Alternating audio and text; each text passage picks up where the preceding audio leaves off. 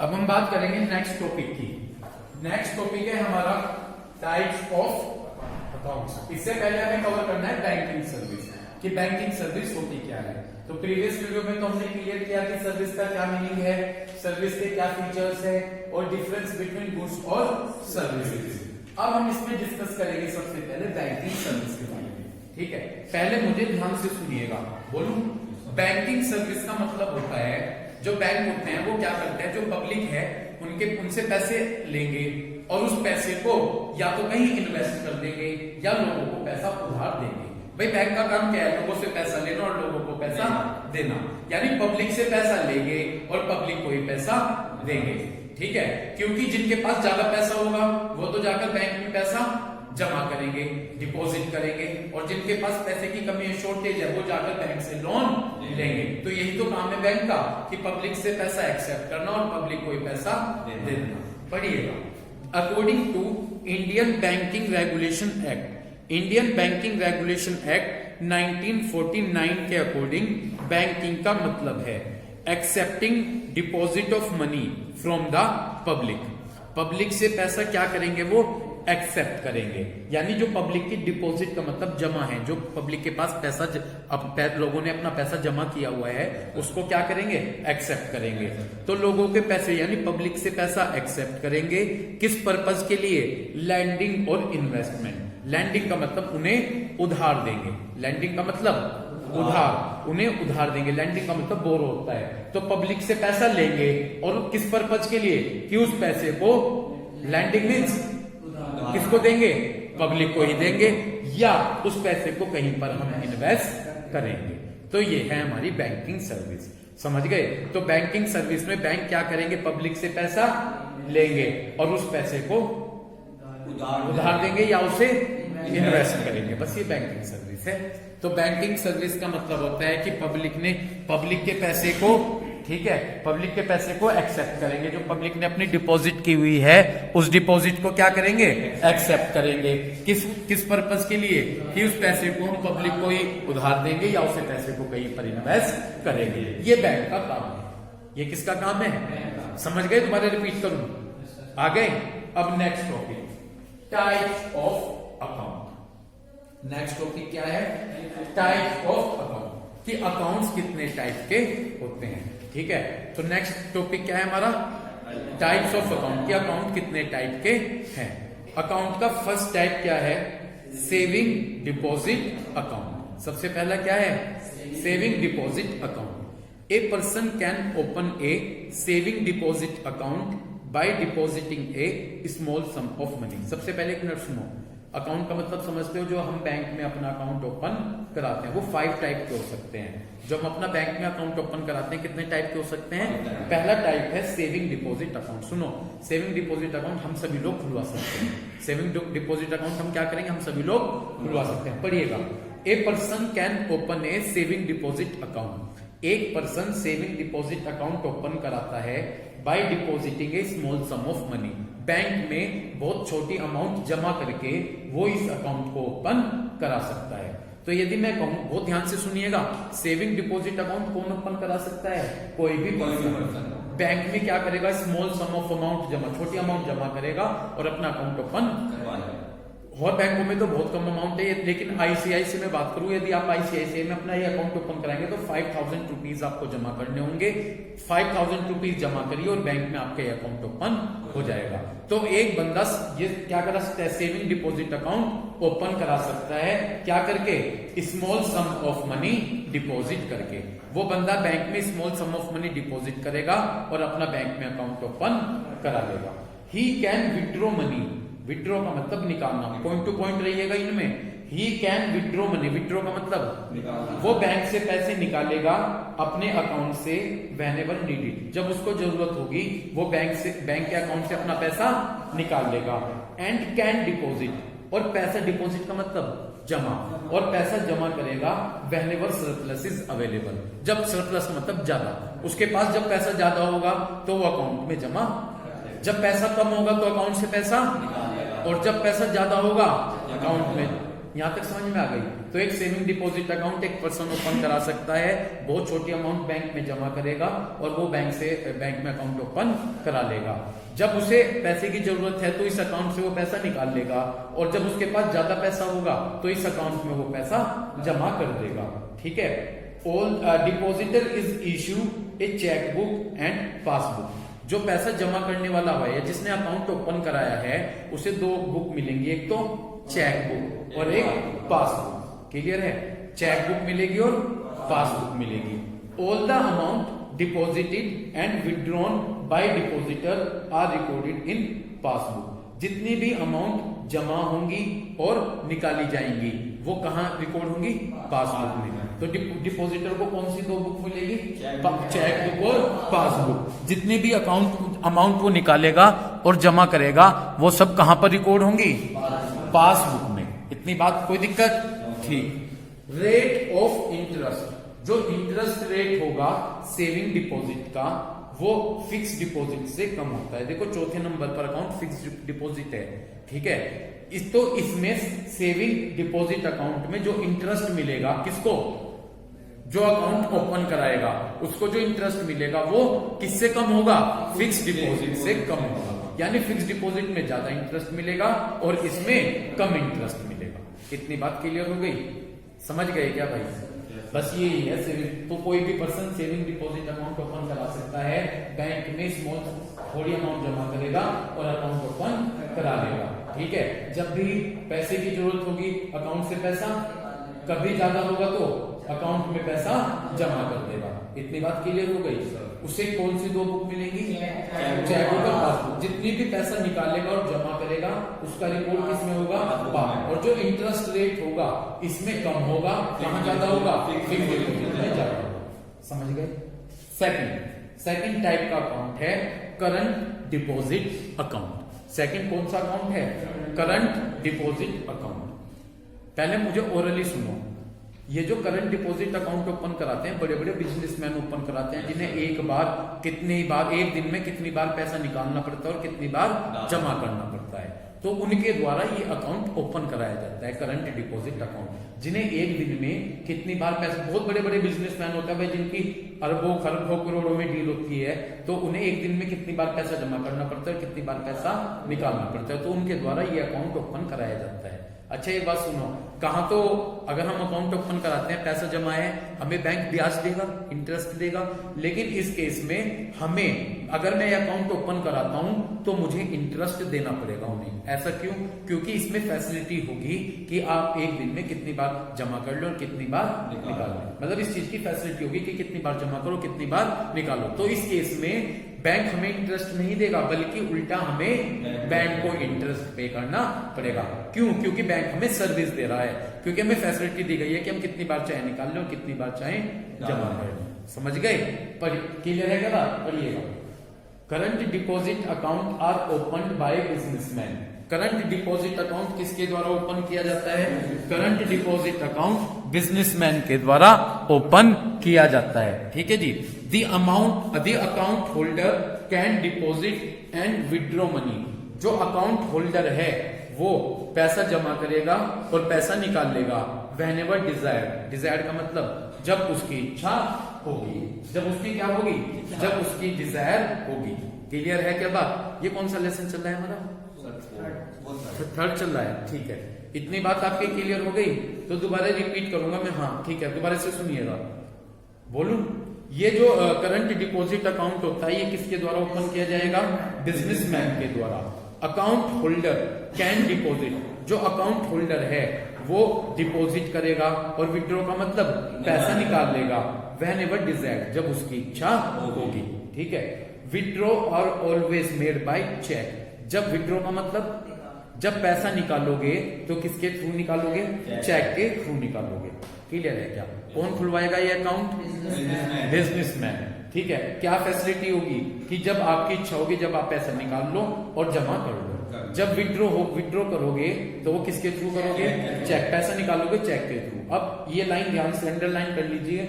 Overdraft and credit limit facility is available in this account. इस account में overdraft और credit limit facility भी available होगी। जी क्या फैसिलिटी अवेलेबल होगी? ओवरड्राफ्ट और क्रेडिट लिमिट फैसिलिटी भी अवेलेबल होगी। इसका मतलब सुनो, सपोज मैंने अकाउंट ओपन कराया है, मेरे बैंक में 1 करोड़ रुपए हैं जमा, ठीक है। अगर मुझे 1 करोड़ 50 मतलब बैंक लिमिट बना देगा कि भाई 1 करोड़ जमा है, बैंक मुझे कह देगा कि आपको कोई डील करनी है तो 1 करोड़ 50 लाख तक की आप डील कर सकते हैं, तो मेरी क्रेडिट लिमिट बना दी है कितने जमा, और बैंक ने मुझे कितनी एक्स्ट्रा की फैसिलिटी दी? 50 लाख की। तो यही है ओवरड्राफ्ट और क्रेडिट लिमिट फैसिलिटी। बैंक हमें ओवरड्राफ्ट और क्रेडिट लिमिट फैसिलिटी क्या दे देगा? अवेलेबल कराएगा इस अकाउंट में, कि आप जितने अकाउंट में पैसे हैं उससे ज्यादा की डील कर सकते हैं। समझ गए क्या? इसे कहा गया overdraft and credit limit facilities available in this account. यहां तक क्लियर है क्या? ठीक। No interest is paid on current account. इस करंट अकाउंट में कोई इंटरेस्ट पे नहीं किया जाएगा। रेदर सम सर्विस चार्ज, कुछ इसमें सर्विस चार्ज किए जाएंगे बैंक के द्वारा फॉर रेंडरिंग सर्विस। किसके बदले? सर्विस देने के बदले। ठीक है, क्लियर है? समझ गए? जो सर्विस देगा बैंक उसके बदले सर्विस चार्ज लेगा। क्या नहीं मिलेगा इसमें? इंटरेस्ट नहीं मिलेगा, बल्कि अकाउंट होल्डर को कुछ सर्विस चार्ज पे करने पड़ेंगे। ठीक है, थर्ड का जो क्लियर है क्या भाई? यहां तक थर्ड है जी हमारा रिकरिंग डिपॉजिट अकाउंट। थर्ड हमारा क्या है जी? Recurring deposit account. देखिए रिकरिंग डिपॉजिट अकाउंट में बताया a depositor can deposit a fix amount. एक डिपॉजिटर क्या कर सकता है? एक फिक्स अमाउंट डिपॉजिट करेगा, जैसे कि 100 रुपीज एवरी मंथ। ठीक है, इसमें डिपॉजिटर का मतलब जो हाँ, लेकिन मैं यहां कहूंगा जो अकाउंट ओपन कराएगा, जो अकाउंट उसे वो एक फिक्स अमाउंट, फिक्स का मतलब कोई भी पहले से ही बता दी जाएगी कि ये फिक्स अमाउंट आपको जमा करनी है। तो सुनिए, पढ़िए, इसमें डिपॉजिटर एक फिक्स अमाउंट, जैसे कि कहा गया 100 रुपीज एवरी मंथ। एक मंथ में कितने हैं? 100 rupees every month for a fix period. आपको एक फिक्स टाइम के लिए एक फिक्स अमाउंट बैंक में जमा करनी है। कौन करेगा ये अमाउंट जमा? डिपॉजिटर। ठीक है, इतनी बात क्लियर हो गई। जो डिपॉजिटर होगा यानी जो बैंक में अकाउंट ओपन करेगा, उसे बता दिया जाएगा कि आपको इतने टाइम के लिए एक फिक्स अमाउंट बैंक में क्या करनी है? डिपॉजिट करनी है। क्लियर है? तो टाइम भी सेट होगा और अमाउंट भी सेट होगी कि इतने टाइम तक इतनी अमाउंट आप बैंक में जमा करेंगे। जैसे निखिल को कह दिया, निखिल ने अकाउंट ओपन कराया कि भाई निखिल 500 रुपीज पर मंथ और आपको 2 साल तक के लिए जमा करने हैं। बता दिया, टाइम कितना बता दिया और अमाउंट कितनी बता दी? 1 महीने की 500। तो आप 2 साल तक जमा करोगे। ठीक है, आगे पढ़िए। The amount together with interest. Amount साथ में क्या? इंटरेस्ट। जी निखिल, जितनी आपने बैंक में 2 साल में अमाउंट जमा करी वो अमाउंट, और 2 साल में जितना भी इंटरेस्ट बैठेगा वो, तो अमाउंट और साथ में जो इंटरेस्ट होगा रीपेड ऑन मैच्योरिटी। किस मैच्योरिटी का मतलब जब टाइम पूरा हो जाएगा। कितना टाइम पीरियड था? मैच्योरिटी का मतलब जब टाइम पूरा हो गया, 2 साल थी, 2 साल बाद वो जितनी अमाउंट इसने जमा की और उस पर जितना इंटरेस्ट बैठा है वो सब आपको वापस कर। कब होगा वो वापस? जब वो टाइम पीरियड खत्म हो जाएगा, उसे मैच्योरिटी कहा गया। रेट ऑफ इंटरेस्ट, जो रिकरिंग डिपॉजिट अकाउंट में इंटरेस्ट रेट है वो ज्यादा होगा किससे? सेविंग अकाउंट से। सेविंग अकाउंट कौन से नंबर पे आया था? फर्स्ट पे। उससे ज्यादा इंटरेस्ट रेट होगा इसमें। समझ गए क्या? हर्षित समझ गए? क्या करना है इसमें? आपको एक फिक्स अमाउंट फिक्स टाइम तक बैंक में डिपॉजिट करनी है। इतनी बात क्लियर हो गई? क्या करनी है? डिपॉजिट करनी है। क्लियर? जब वो टाइम पीरियड हो जाएगा उसके बाद वो अमाउंट जितनी आपने डिपॉजिट की और जितना उस पर इंटरेस्ट बैठा वो आपको मैच्योरिटी के बाद वापस कर दिया जाएगा। इतनी बात क्लियर हो गई? और इसका इंटरेस्ट रेट किससे ज्यादा होगा?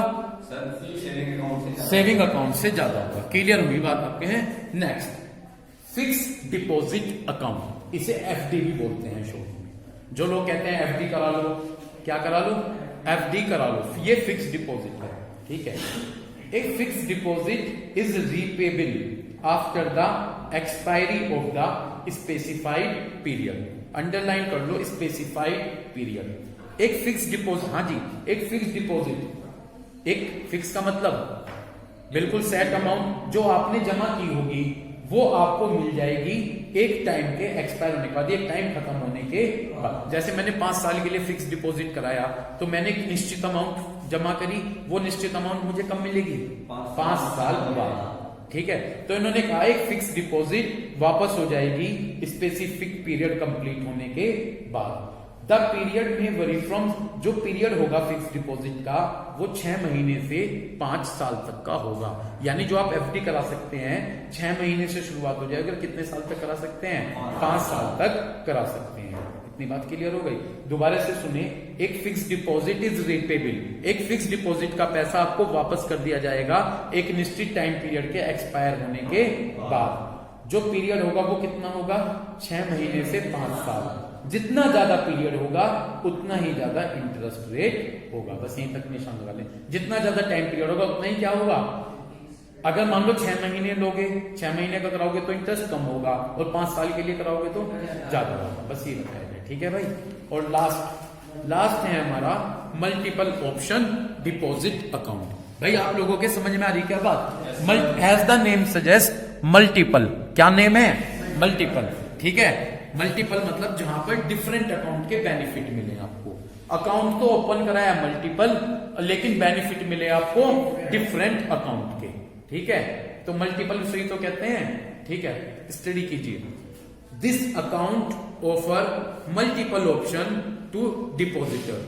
इस अकाउंट से जो डिपॉजिटर है, डिपॉजिटर का मतलब यहां मैंने लिया जो अकाउंट ओपन करा रहा है, उसको बहुत सारे मल्टीपल ऑप्शन मिलते हैं। ठीक है ना, तो मल्टीपल, ये जो अकाउंट ओपन कराएगा उससे डिपॉजिटर को मल्टीपल ऑप्शन मिलेंगे। क्या अलग अलग ऑप्शन मिलेंगे? पढ़िएगा।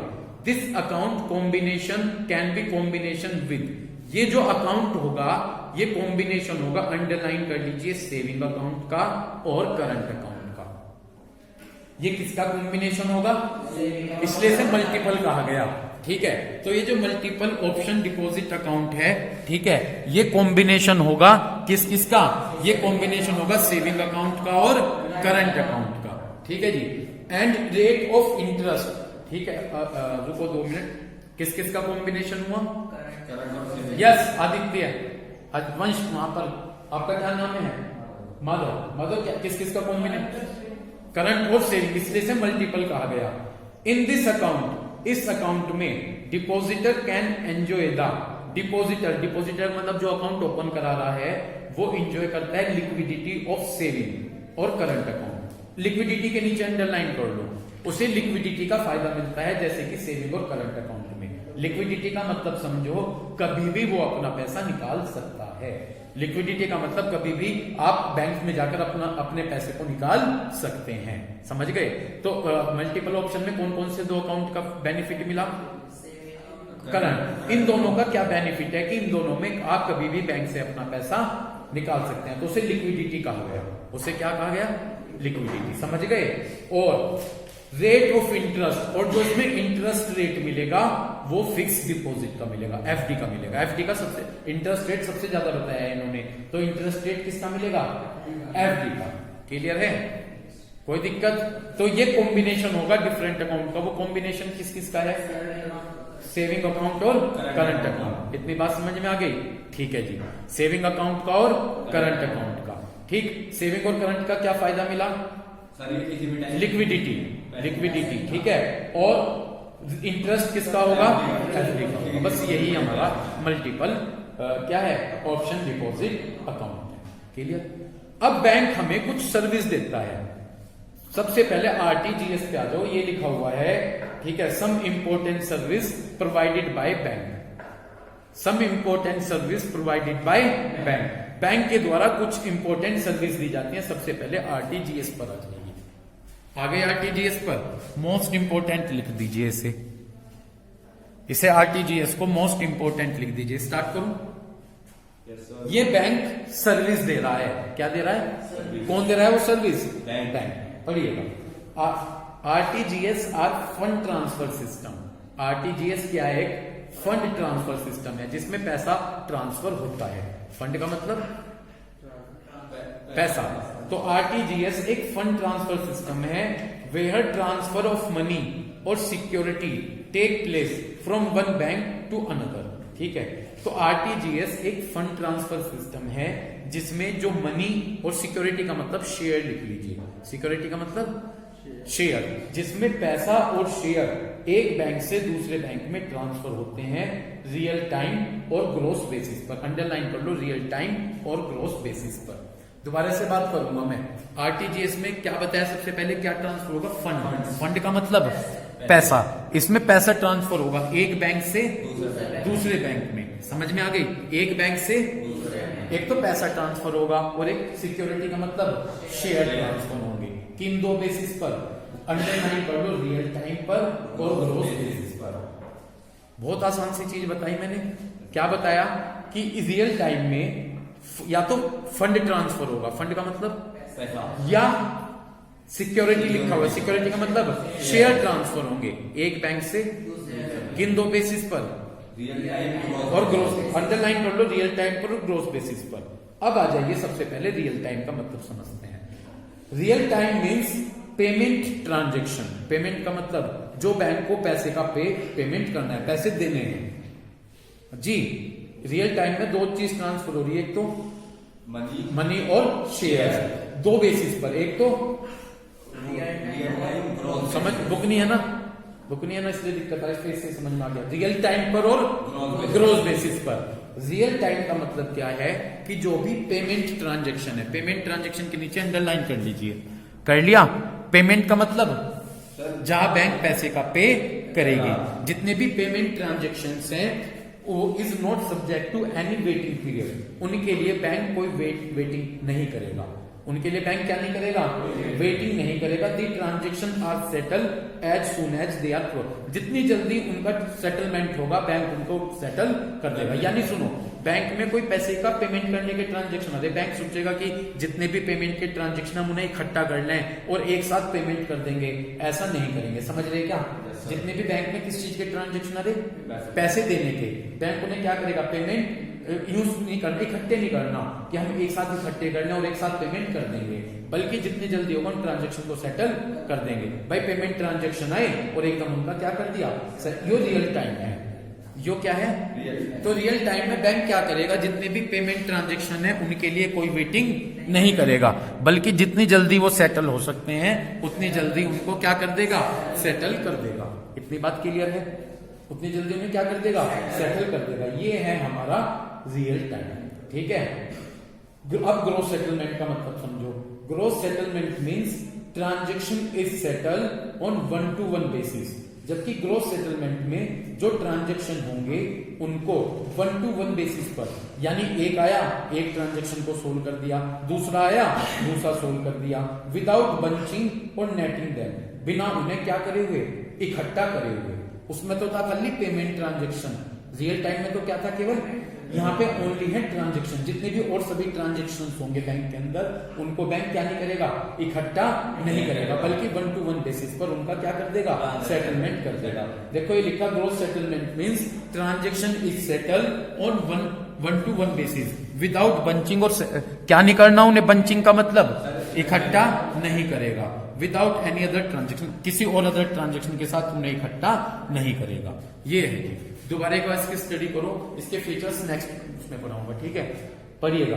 रियल टाइम ग्रोस सेटलमेंट, इससे फुल फॉर्म क्या है इसकी, आरटीजीएस। इसमें आरटीजीएस में जो फंड ट्रांसफर सिस्टम है, जो पैसा ट्रांसफर होगा वो क्या होगा, जिसमें या तो एक पैसा ट्रांसफर होगा या शेयर्स ट्रांसफर होंगे एक बैंक से बैंक में। किस बेसिस पर, रियल टाइम पर और ग्रोस सेटलमेंट पर। रियल टाइम का मतलब है जितने भी बैंक में पेमेंट ट्रांजेक्शन्स होंगे उनको बैंक उनके लिए कोई वेट नहीं, जितनी जल्दी उन्हें सेटल कर सकता है वो उन्हें सेटल कर देगा। और ग्रोस सेटलमेंट का मतलब जितने भी ट्रांजेक्शन है, रियल में तो क्या था, पेमेंट ट्रांजेक्शन, जितने भी ट्रांजेक्शन है उन्हें बंच का मतलब बल्कि वन टू वन बेसिस पर उनको क्या करेगा, उनके साथ डील करेगा। इतनी बात क्लियर हो गई? तो ये बताया गया हमारा आरटीजीएस। तो इतनी बात क्लियर हुई?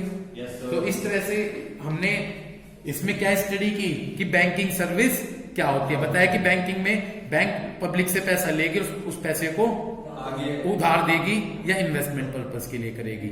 उसके बाद मैंने आपको बताया टाइप ऑफ अकाउंट, जिसमें मैंने आपको 5 टाइप के अकाउंट्स बताए कि बैंक में 5 टाइप्स के अकाउंट ओपन करा सकते हैं। उसके बाद मैंने आपको क्लियर किया किसका कंसेप्ट, आरटीजीएस, जो बैंक सर्विस प्रोवाइड्स कर रही है।